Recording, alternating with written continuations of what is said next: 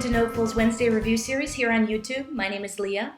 Each week we review a student submission for speaking or writing to our forum. So if that sounds like something you're interested in, then at the end of this video I'll tell you how you can participate. Now we also provide you with the skills and strategies that you need to succeed on these sections. So today I'm going to do a writing review, but before I get into the particulars of the submission that I've selected or the question that was asked, I want to take a step back and focus on something that we see a lot in student submissions, and that is run-on sentences. So what is a run-on sentence? A run-on sentence is when you combine two or more independent clauses, basically complete sentences, with the inaccurate punctuation or conjunction words. So if you take a look at this example, Sally likes ice cream, she eats it every Tuesday. This is in fact two separate independent clauses, but because they're combined with a comma and not separated with a period, this has created a run-on sentence. So how can you identify an independent clause in your writing in order to avoid creating run-on sentences? Well, essentially an independent clause has three components. It has a subject, which is the doer of the action, the verb or the action or predicate, and it expresses a complete idea. So if you take a look again at the first of the two independent clauses that we combined with a comma previously, Sally likes ice cream.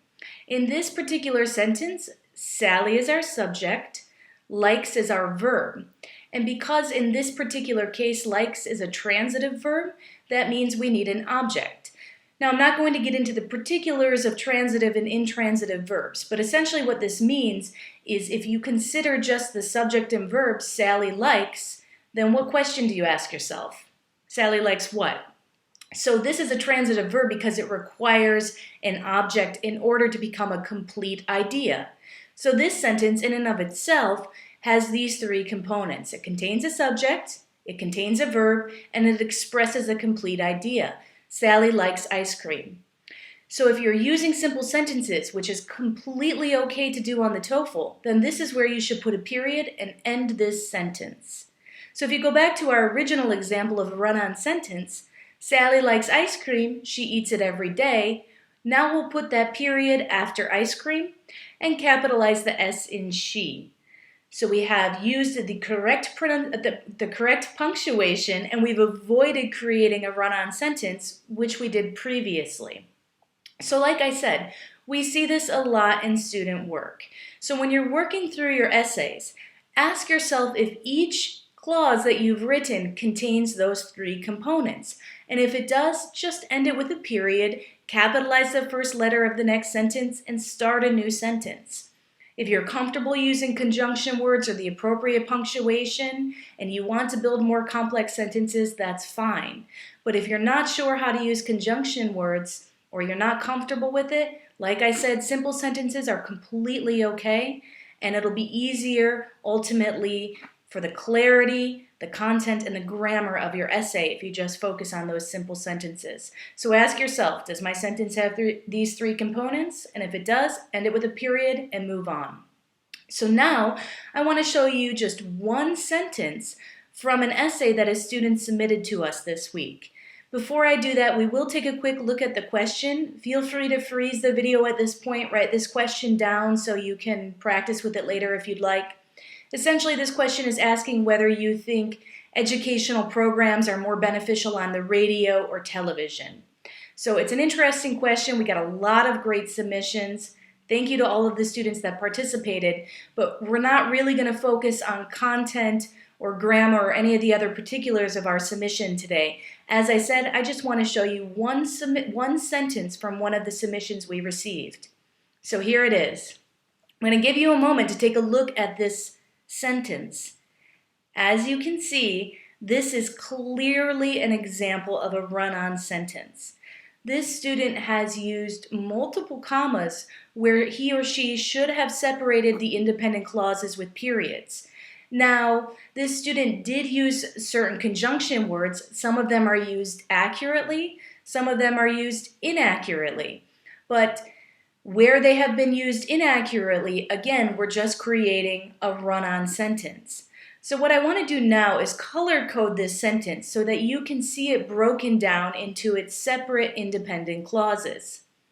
So here we go. As you can see, this sentence that was submitted again as one sentence should actually be 6 separate sentences.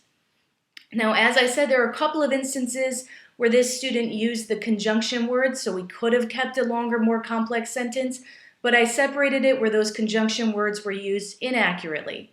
Where they were used accurately, I kept the more complex ideas. So theoretically, this could be 7 or 8 sentences in and of itself, or it could be a fewer number of sentences, depending on whether those conjunction words are used accurately. But you can see with this basic color coding breakdown how this really serves to be a 6-sentence example. But this student submitted it as 1 sentence. So that is what I want you to try to avoid. Now, I'm not going to go through these sentences individually. However, what I did do is just go ahead and correct some of the grammar mistakes, the inaccurate use of the conjunctions, cleaned up this writing just a little bit. I didn't change the content of it, but just changed it a little bit grammatically so that it'll flow better. And I went ahead and separated it into its 6 independent clauses. So now at this point in the video, what I'd like you to do is just go ahead and pause the video, and I want you to compare the top version that I have corrected by separating the independent clauses into separate sentences with appropriate punctuation and conjunction words, and compare that to the initial submission that came to us as one run-on sentence. So go ahead and take the time that you need to look through this, and hopefully by making this comparison, you can see how to avoid doing this in the future. All right, now remember that question that I told you to ask yourself while you're writing. When you write out one of your sentences, think, does it contain those 3 components of an independent clause? And if it does, give it a period and keep moving on in your writing. Avoid using a lot of commas to string your independent clauses together, because in doing so you're creating run-on sentences, and that affects every aspect of your submission. It impacts your grammar, your mechanics, your content, and your clarity. So I can't stress enough how important it is that you really master and understand this basic rule of grammar and start to avoid creating run-on sentences in your writing. As I said earlier, it happens all the time. You wouldn't believe how often we see this. So if you're struggling with sentence creation or the appropriate punctuation, feel free to send us an email. You can leave your comments in the section below this video. We want to be able to help you create really strong writing. But I think with that simple Q&A exercise as you're working through your writing, you'll see that it'll improve very quickly because you'll be using the appropriate punctuation. Okay, so like I said, if you are interested in participating, right below this video we have a link to our forum. Each week we post a new question for speaking and writing. Each week on YouTube on Wednesday we will review one of those student submissions for speaking or writing. So we really do encourage you to work through the questions, do it under actual TOEFL conditions, submit your responses to our forum, and then maybe we'll choose your work to review. And because I know you students like to know, this was a fair submission, but again, I just wanted to focus on run-on sentences today and not get into the particulars of the content that you may have seen on screen when you pause the video to compare the 2 essays. All right, so please let us know if you have any questions. As always, the Noteful team is here to help you.